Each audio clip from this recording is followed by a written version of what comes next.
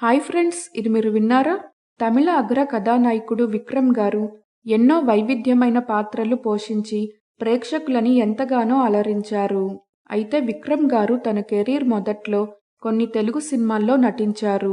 ఆ సినిమాలు ఏమిటంటే రాజేంద్ర ప్రసాద్ గారు మరియు సహజ నటి జయసుధ, అపర్ణ గార్లు ప్రధాన పాత్రలు పోషించిన చిత్రం అక్క పెత్తనం చెల్లెలి కాపురం. ఈ చిత్రంలో రాజేంద్ర ప్రసాద్ గారి స్నేహితుడిగా ఒక ముఖ్య పాత్రలో కనిపిస్తారు విక్రమ్ గారు. ఆ తర్వాత చిత్రం చిరునవ్వుల వరమిస్తావా. ఈ సినిమాతో హీరోగా తెలుగు ప్రేక్షకులకి పరిచయమయ్యారు విక్రమ్ గారు.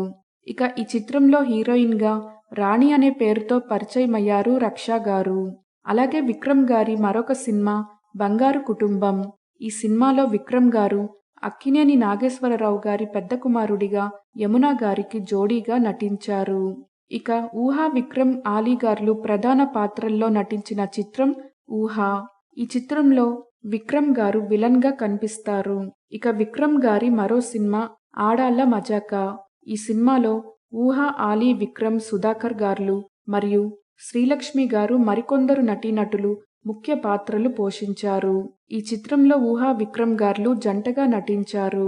ఇక అక్కా బాగున్నావా చిత్రంలో జయసుధ గారి తమ్ముళ్లుగా విక్రమ్, ఆనంద్ గార్లు నటించారు. అలాగే విక్రమ్ గారికి జోడీగా శుభశ్రీ గారు నటించారు. విక్రమ్ గారి మరో చిత్రం మెరుపు. ఈ చిత్రంలో విక్రమ్, ఆనంద్, కస్తూరి గార్లు ముఖ్య పాత్రలు పోషించారు. ఈ చిత్రంలో ఆనంద్ గారు విలన్ గా కనిపిస్తారు. ఇక 9 నెలలు చిత్రంలో విక్రమ్, సౌందర్య గార్లు జంటగా నటించారు. అలాగే విక్రమ్, శ్రీహర్ష గార్లు హీరోలుగా నటించిన చిత్రం యూత్. అయితే తమిళంలో శివపుత్రుడు, అపరిచితుడు చిత్రాల ద్వారా విక్రమ్ గారి నటనకు మంచి గుర్తింపు లభించింది.